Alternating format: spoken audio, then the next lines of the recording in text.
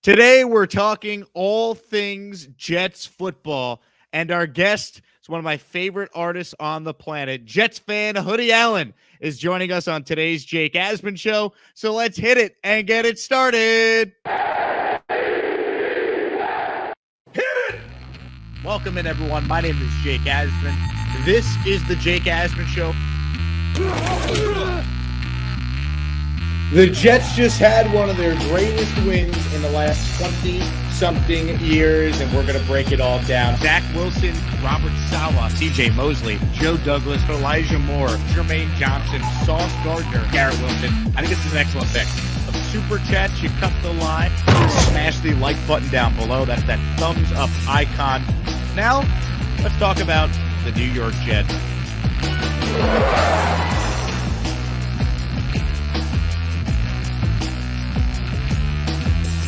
Here we go on a Wednesday, June 1st, Jake Asman program. We're talking all things Jets, and I mentioned it.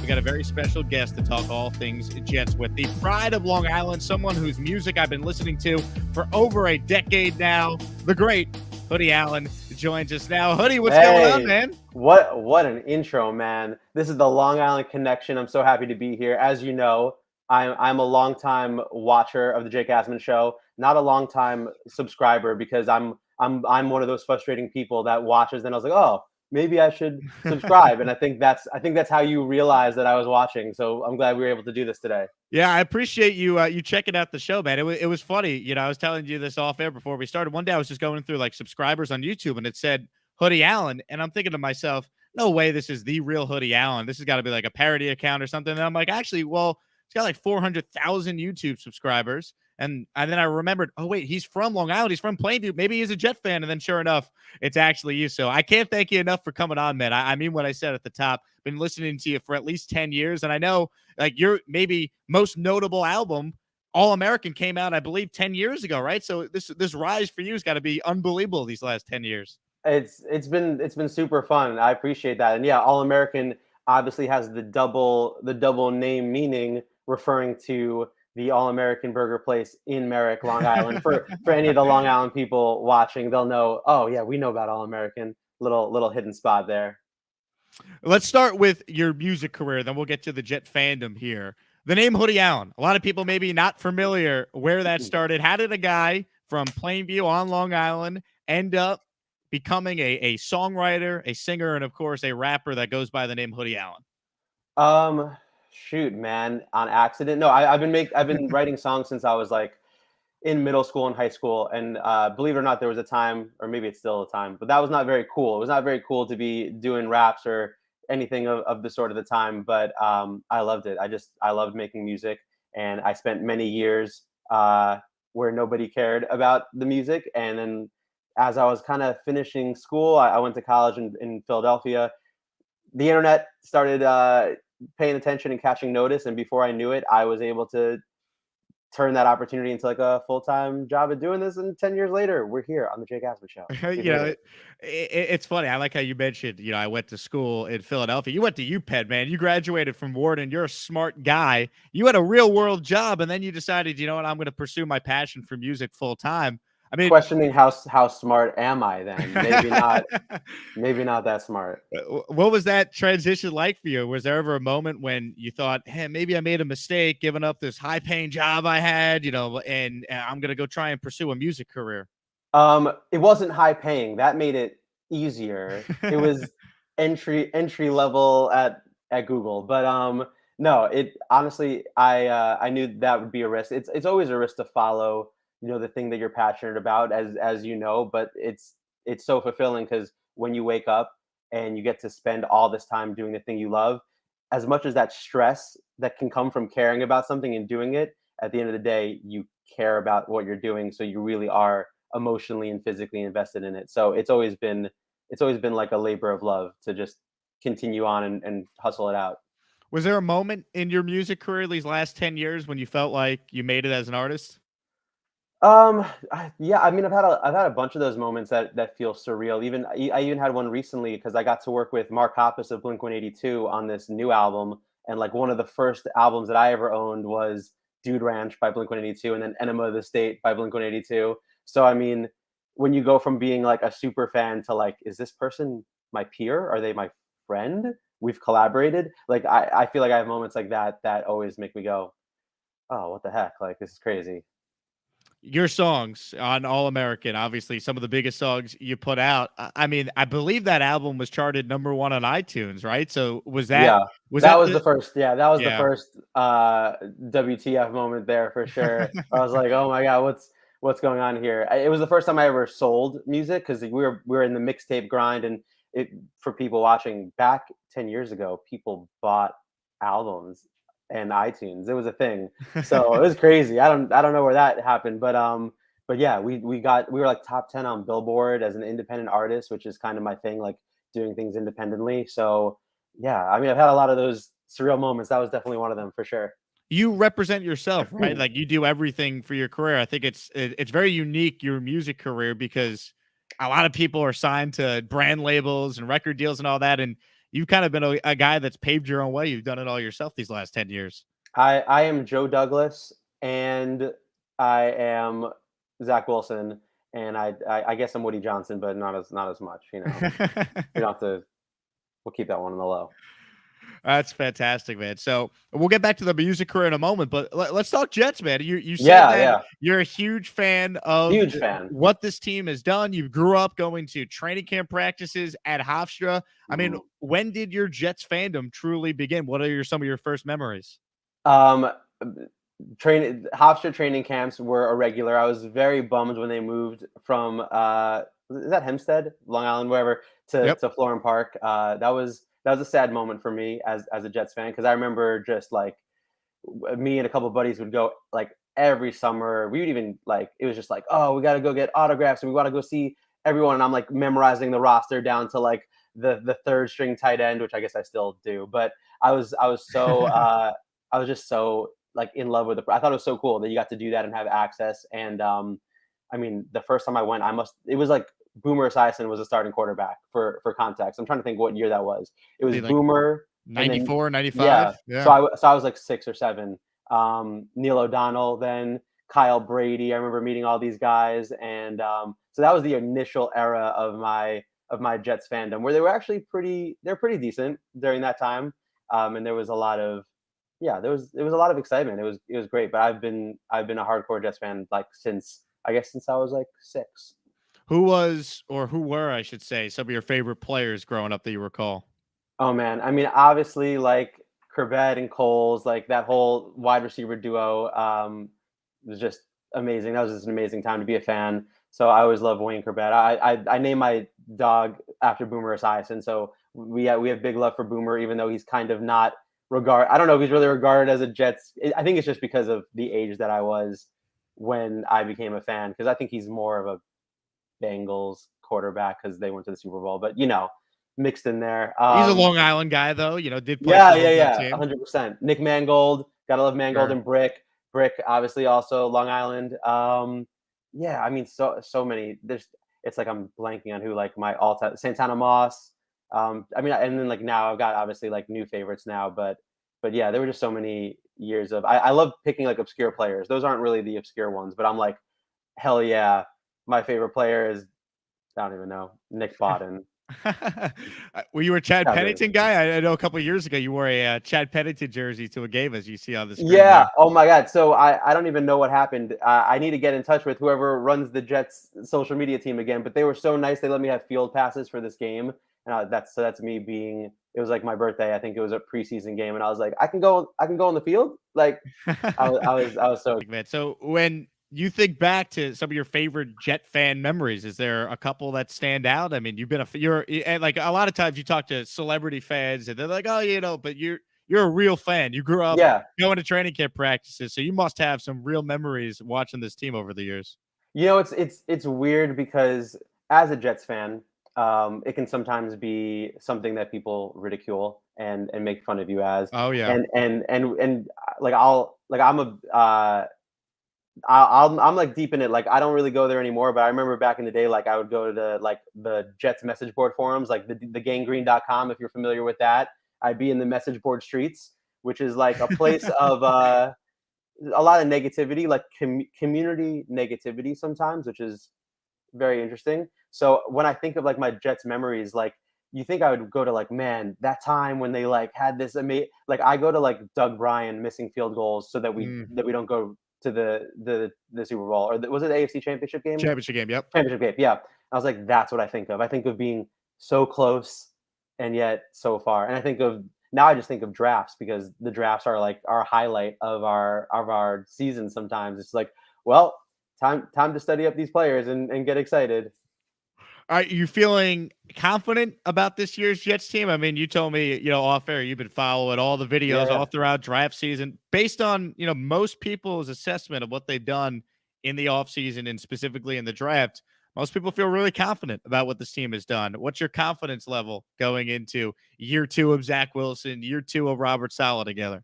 Yeah, well, I would say I would split it like this. My confidence level is high in terms of I think well, I say my optimism is high. Like I am excited to watch this team because there's so many new pieces.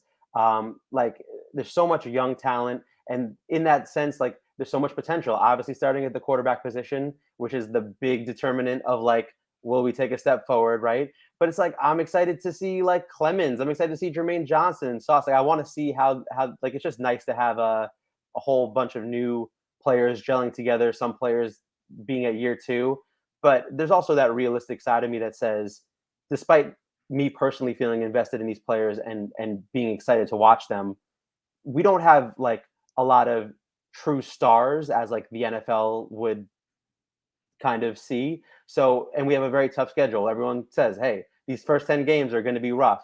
So I don't know, like my optimism isn't like, oh man, we're gonna be 7-3 after the first 10 weeks. We're gonna kill it. It's more like I hope these games are all competitive, because I really want to see these players get talented and start to emerge, more so than us being in those situations where we're down 17 at half and it's like, well, what the hell, you know? Yep. No, you're 100% right. The schedule is difficult, but I would always say, like if this team's truly improved and they have the right coach, they got the right quarterback, you're not asking for that much for this team to be alive at the bye week and then play some meaningful games in December for the first time in 5+ years. So I'm with you. I think it comes down to Zach Wilson's leap year 1 to year 2. Your thoughts on Zach? Is he a guy that you think could take that second year leap as an NFL quarterback? Yeah, I mean, of course, I actually feel. I don't know if I'm just buying the Kool-Aid, but I feel a little bit more like stronger about Zach Wilson's chances of taking a leap as opposed to like when Darnold was going into year 2. And I think it's fair to say like there were some really bright spots of Darnold year 1 that people were like, hey, like year 2 he's going to ramp it up and Yep.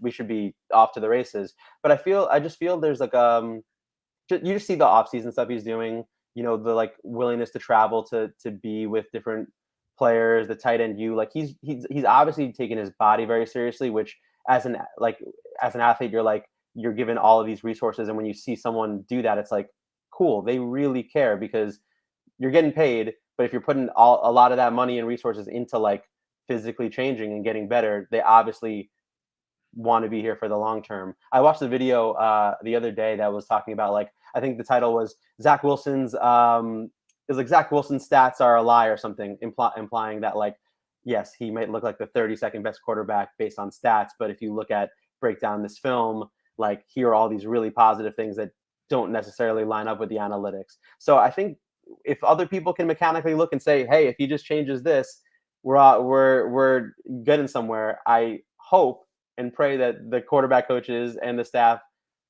also see this very mechanical stuff that can be changed. And yeah, hopefully he'll be freaking great. From your lips to God's ears, Hoodie. There's no doubt about that. Now, let me ask you this: you performed in New York before. You've been on the biggest stage. You've been at MSG performing a concert to Yeah. thousands upon thousands of fans. What's the biggest piece of advice you'd give to Zach Wilson, or really any Jet, about handling the pressure of playing in the New York City market? Because you've done it. You've done it. It's a little different, music to sports, but you have performed with pressure on you, eyeballs on you, in the biggest city in the world. That is true. I'm pretty sure Zach Wilson endures more. No one writes about me if I forget a lyric to a song, or it's like, hey, you're a little pitchy on this song. I don't have a Rich Samini going in there and being like, let me ask you a negative ass question. So Yeah, thankfully, I don't have to have that sort of pressure. But um, yeah, I don't know if there's any advice I can give. I think being prepared is what allows you to, in all these sort of things, allows you to sort of flow, reach that like sort of flow state. Like I always think about it in tour. The first date on a tour, like I'm thinking about a lot of things like, oh, I got to hit my mark, and like I want to make sure am I breathing? Am I doing the right sort of things to be putting on a good performance? But in by show 4, I'm thinking about, oh, I can't wait to eat dinner after this because everything's just clicking. So I think in the same way, Zach Wilson was probably doing a lot of thinking the beginning of the first season. Oh, there's a lot of defenses. Oh, trying to read these coverage. Are they trying to fake me out? What do I do here? What's my first read? What's my second read? And as you saw, as like the season went on, he got more prepared with the playbook. It seemed like less thinking, more playing, more improvising. And I think that's probably just the nature of being super prepared as you learn and grow. Are you superstitious as a performer? I know a lot of athletes have certain things they got to eat before they go out there and play, or certain color socks they got to wear. If baseball players on a hot streak, a lot of times they will do disgusting things like they won't even change their underwear if they went three Right. for three that night. As a performer, do you have any type of superstitions before you take the stage? I don't eat before I go on stage because I like to jump around a lot, and you don't want to feel like the burrito in the stomach jumping around is not a good vibe, not a good feeling.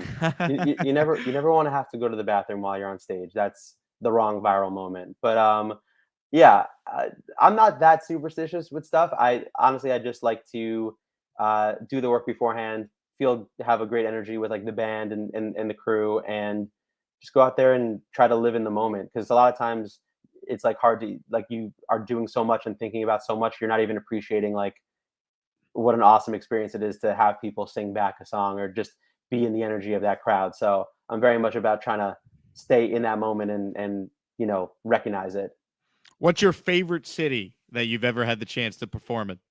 Well, I mean, New York is always great because it's hometown. It's also a little stressful because like my mom will bring all her friends, and I'm schmoozing and I'm entertaining before the show. That's a little tough. I played in London, and London was one of my favorite places to go. Every time I go to London or any of these UK cities, they're just insane. And like Omaha also is a favorite of mine. So for any of the listeners out there who are Nebraska New York Jets fans, very sliver Venn diagram. That's right. Appreciate you guys. That's fantastic. Now, as a fellow Jewish kid from Long Island, I mean, how often have you been asked to perform at someone's bar or bat mitzvah? N Never, I don't think, Really? but I've done, a thing called BBYO, which I wasn't part of growing up. I actually don't remember what it stands for off the top of my head. Are you familiar with BBYO? You know, I could, I know It's what like it a youth is. Yeah. organization. Yeah. I don't know. And so I've performed there before as like they have their like national event, and I was like, of course, gotta bring in the New York Jewish kid for this. It only makes sense. That's fantastic. So I pulled 30 seconds here off your Twitter account of your new single. I want you to talk about the new single and the album. Uh, For those who haven't seen it yet, here's 30 seconds of Hoodie Allen's new single, Wouldn't That Be Nice? I like the attention when you're around. I can't see myself without you. Close my eyes so I don't have to watch us fall apart the 100th time. So I'll play back every lie you told me. Write some songs that might expose me. I could learn to hate you if I tried. Or wouldn't that be nice? I mean, I love it. I think it's awesome. This is the first song that you put out, I think, in 2 years, right, Hoodie? Yeah, So this is the first song for the new album. You see me running there? I was trying to get sub 5 second 40 right there. I was like, let me get back in shape. you Let look me like go Brees for it. Hall running right there. I do. I feel like I was a little bit more Brett Berrios. Shout out to Braxton, but yeah, no, I'm excited. Thanks for now. I'm gonna copyright strike your video. Now all the revenue is mine. No, I'm just kidding. Yeah, I'm so excited to be back. That's the first song that I put out in a hot minute. It's you off this go new album. Are you going with like a pop punk type of a style now for this new album?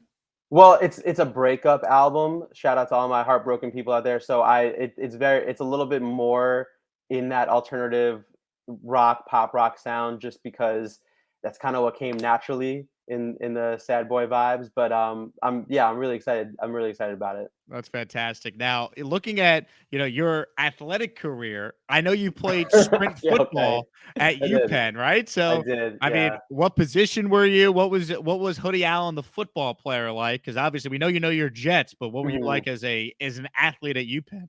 Okay, well, for those of you who don't know, sprint football is football for little people, essentially.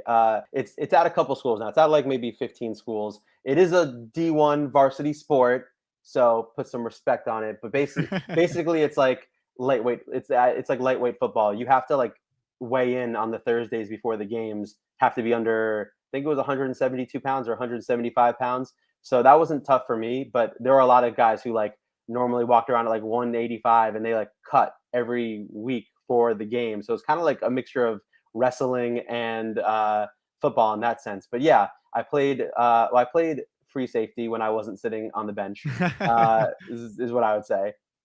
So you I were was like a Kerry defensive back. Yeah. Rhodes or Jim Leonard. Those the guys you modeled your game after? Yes, yeah, very, very Kerry Rhodes, very Kerry Rhodes, very Adam Archuleta vibes over here. This is what we do. That's fantastic, It man. was it was not I don't have any stats to give you. I made a tackle against Princeton. I got in there. I had 0 interceptions, but it was a great way to continue playing football. And even though no one really came to the games or cared about it, but my roommate also played on the team. He was a running back, and he is one of the greatest guys I know. So it was a great having that sense of community at school through having a team. Like you have a team, like those are your boys.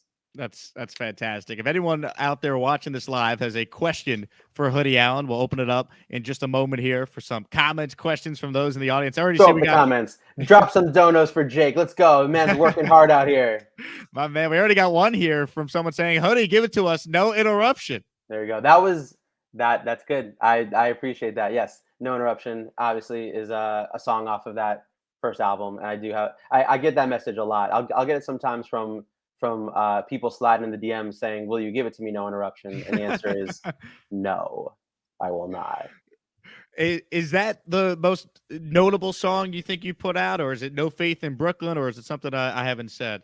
Those are pretty notable. I have a song with Ed Sheeran as well that a lot of people know because it's Ed Sheeran and he's the man. But he's also pretty popular. I hear. So yeah, there are a couple songs up there that I don't know. I guess it depends how old you are maybe and when you came upon my music, if ever.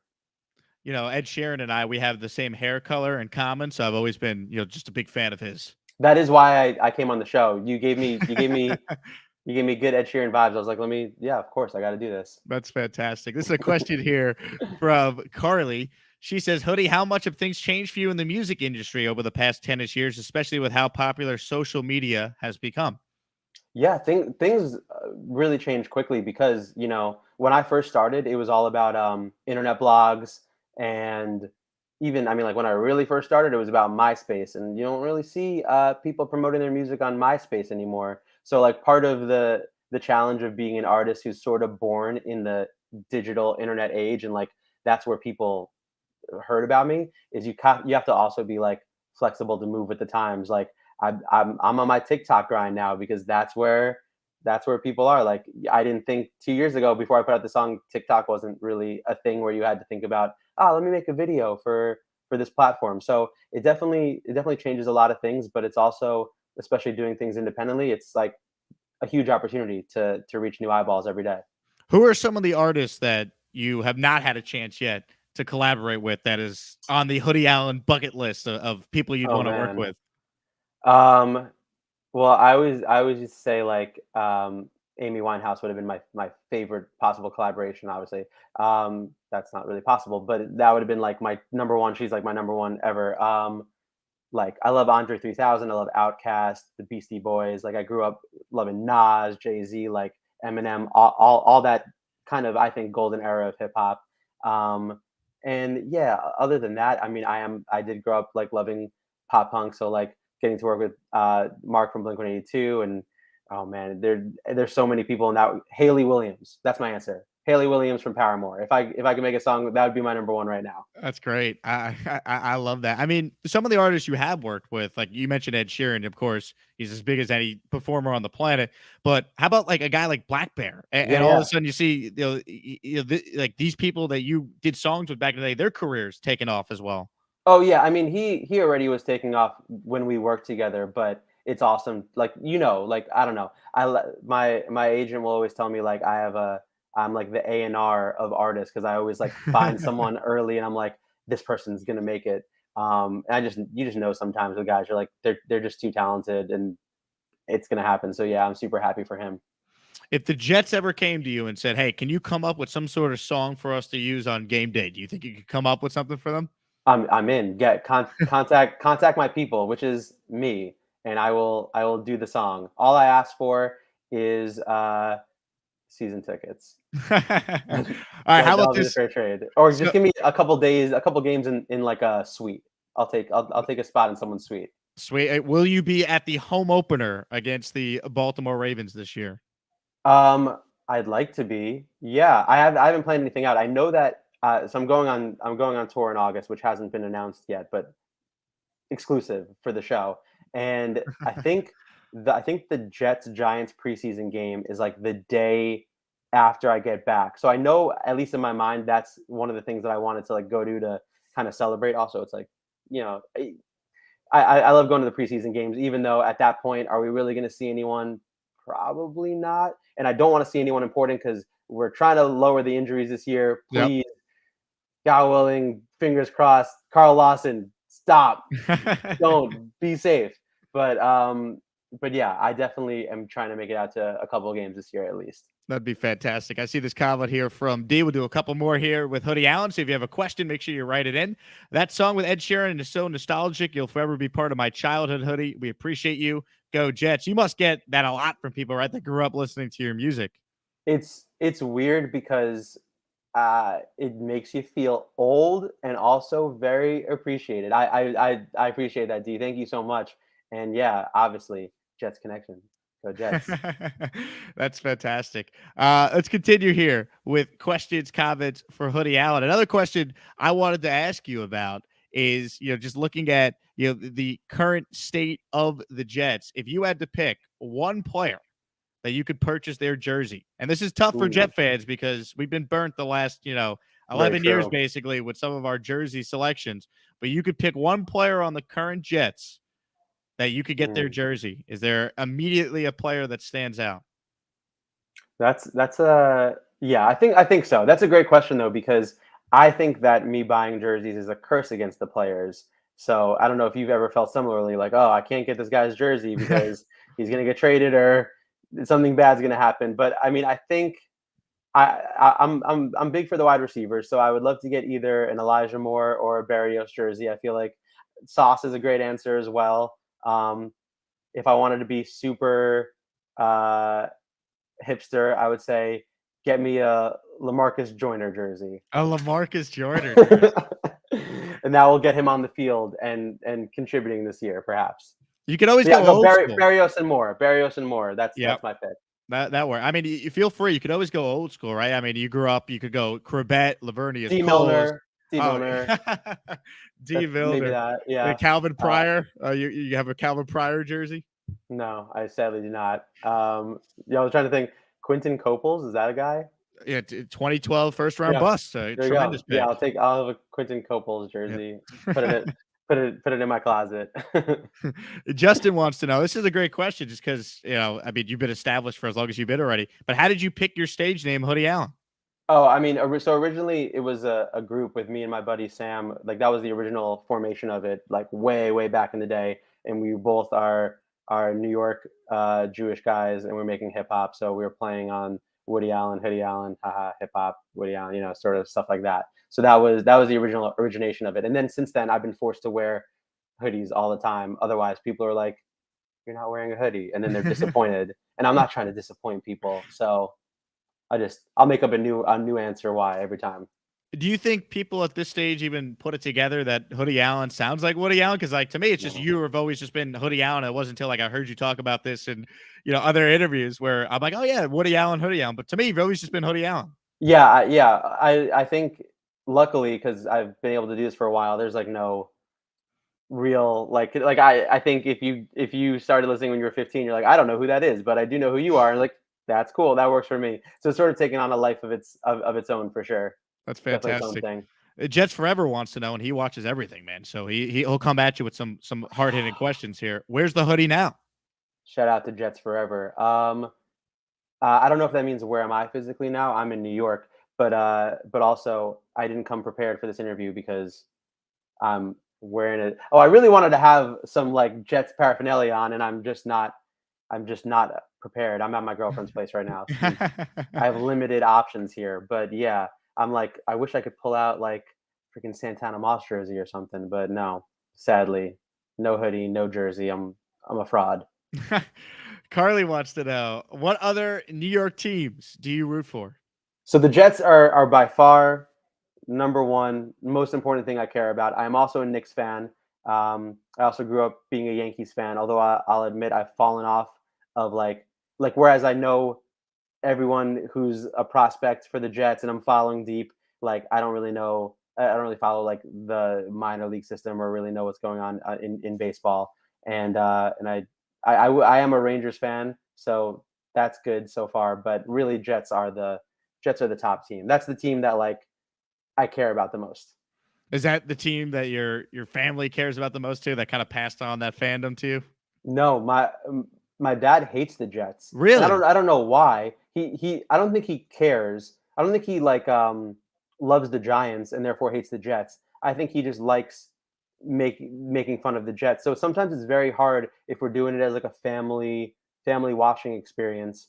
It's very hard to watch the game because they're waiting to get their jabs in. And the one game that we went to last season was the Jets home game versus the Patriots, where Zach Wilson threw like 4 interceptions in the first half, and it Oh. didn't really sell.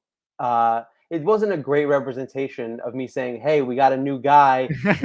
He's great." We I was like, "Oh, kind of like this isn't going as I hope." Not the best game to be at, I must admit. So maybe I shouldn't go to the games this year, perhaps. That's look, it was a tough one, but It's a tough those one. games are behind us now. The year two Wilson leap, it's coming, Seeing hoodie.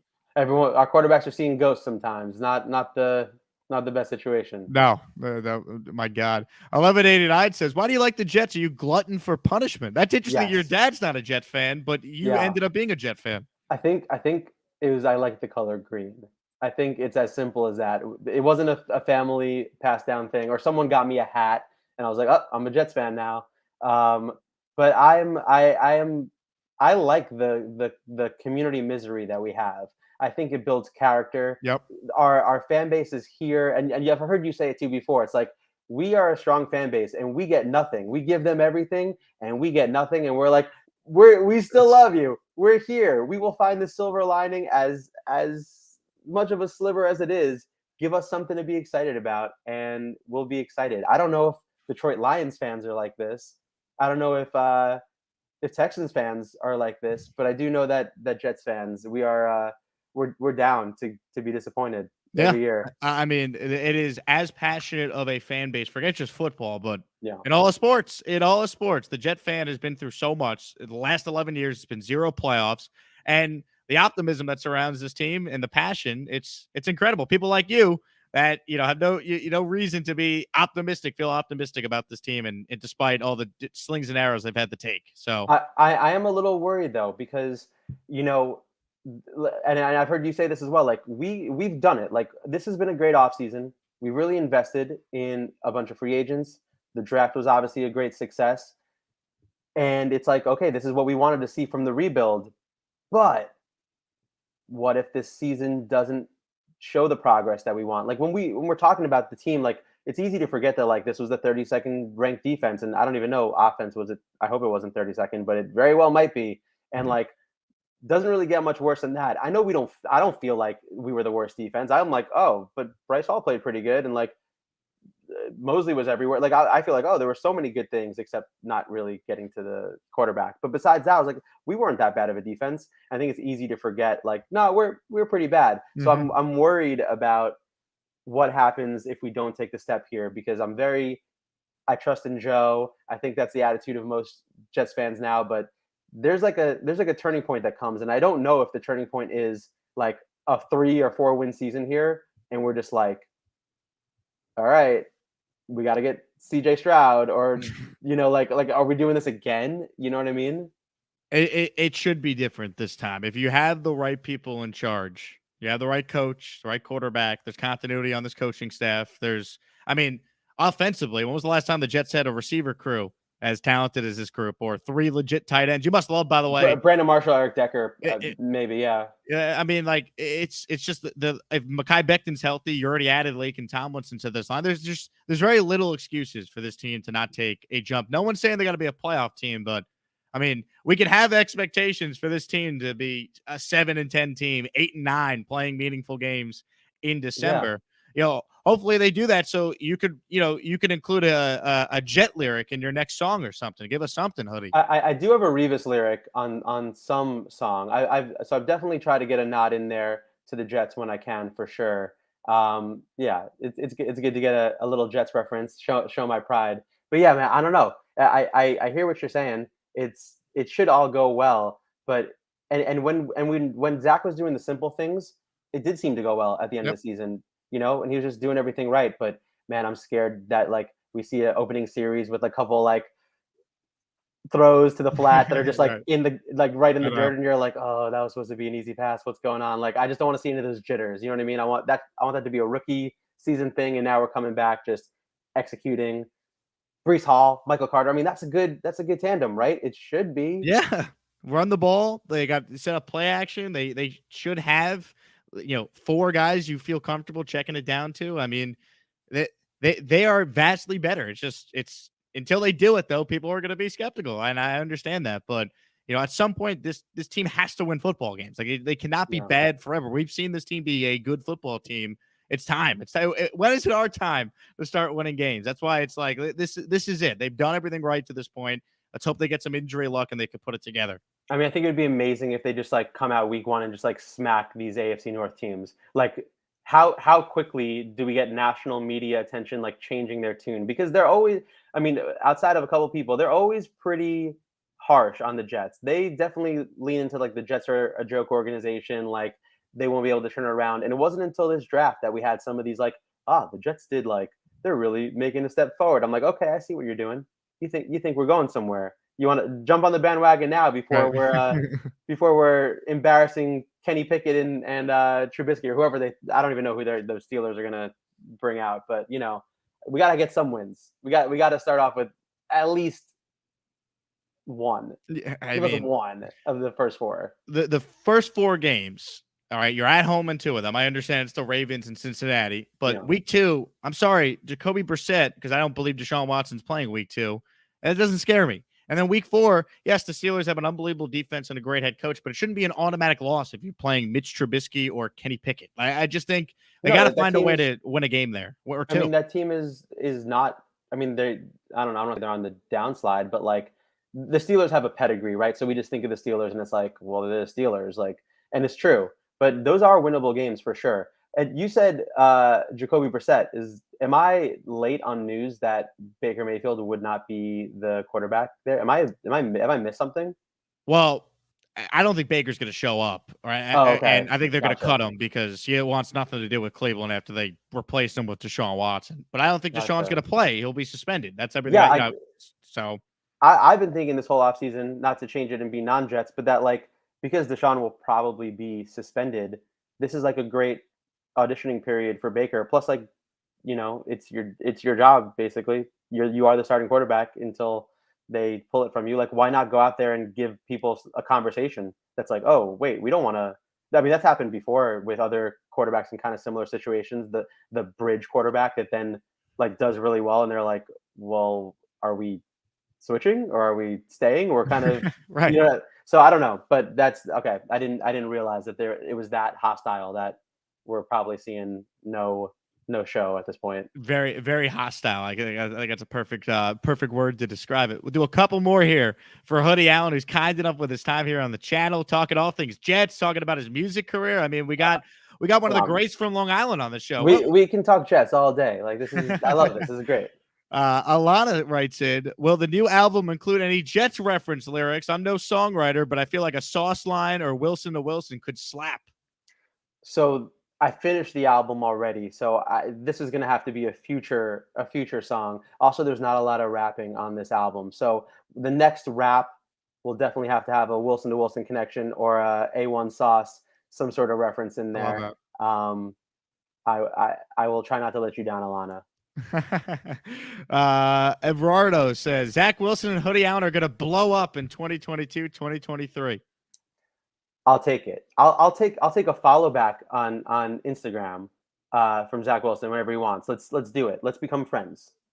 I feel like the Jets should have you out at a training camp practice or something. There's people from the Jets organization that watch the show. If you guys are watching right now, what are you waiting for? We had Teofimo Lopez, the champion boxer, at training camp or practice the other day. Hoodie Allen should be out there, and Robert Saleh should have him address the team. That's my 2 cents. I don't know if I want to address the team.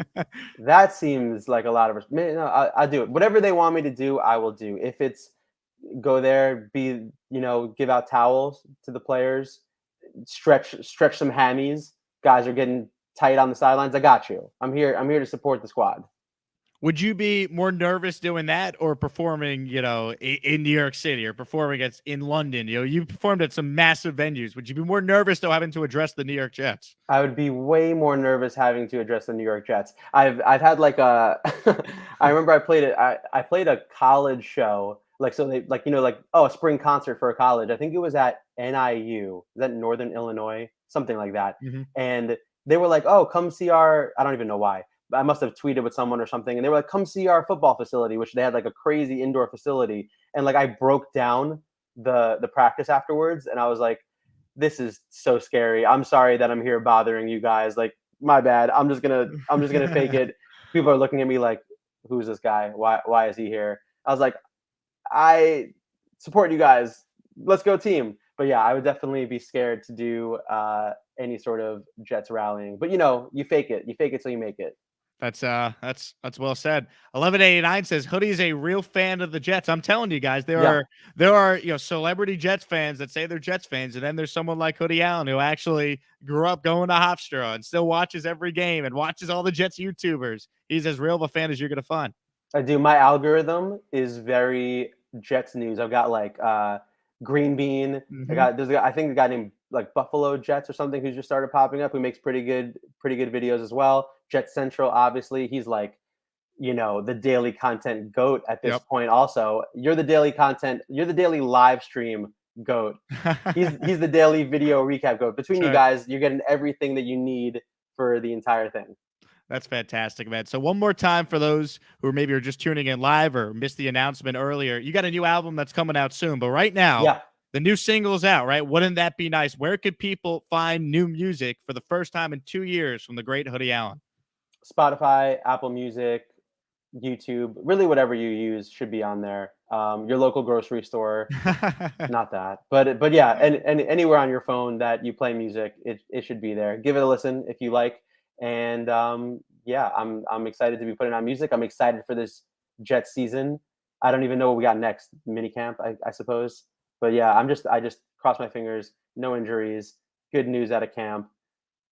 Rich Cimini be less negative. These are the things that I want from my daily Jets experience. That is fantastic. One last super chat here because I saw this one just get in from our guy Esbot, who's a big listener to the show. What's up, Jake and Allen? Allen, how was the feeling/reaction after the first night of the last draft? Does anyone ever call you just Allen? I feel like it's always Hoodie Allen. Right? Yeah, no, but we'll accept it. We'll accept it for sure. How was? I mean, I kind of felt like, I don't know. I kind of felt like we were going to find a way to get back into the first round. It just seemed like it after the first 2 picks. I was like, I think there's more. I didn't know if it was going to be for Jermaine Johnson or Karlaftis or what the plan might be, but I was really excited to see them be aggressive. It felt like we were playing Madden. Like in Madden, you get really bored or you get like antsy and you're like, I got to trade up back into this round and get another guy. That's what it felt like we were doing. And, whether this is the class that has the highest end talent or it's next year's, this was the offseason we had to do it. So we picked the best players for the team. I feel like I'm really excited about all the guys. I mean, we as a Jets fan, we've had a lot of drafts that it's like, you're passing on Warren Sapp for who? Like we've had a lot of like, oh my gosh, why did we take this guy sort of moment. So to see everyone else also recognize like, oh, we think that you guys did really well. It is a relief of a feeling to like the competency. Such a new idea. Yeah, the team actually being run well. Just something It's amazing. something we have not been able to see. We deserve it. We really do.